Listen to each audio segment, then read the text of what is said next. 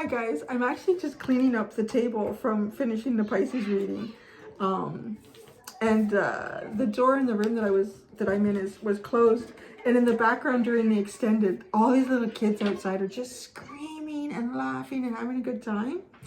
And I'm just sitting here thinking that is the most wonderful sound to hear like a year of lockdown. So I just thought, isn't it, maybe you would enjoy hearing that as I clean up the table. Why not? Watch, they'll get quiet now or something. But isn't it the best? They are giggling and screaming. Yeah. So you can just listen to that.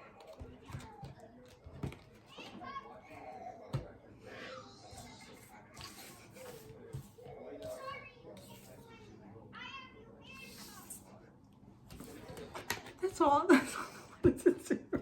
I just thought this is so precious. I mean, well, anyone. I know. I mean, I don't know how you can't like kids. Gotta be something wrong with you, honestly. But it's just so cute listening to them. Oh my gosh, I haven't heard that in such a long time. So that's all I got. I'm cleaning up. I'm gonna get ready to I'm gonna have lunch and then do the Aries reading. So anyways. All right, that's all you get. Okay, the rest of it is mine. Bye.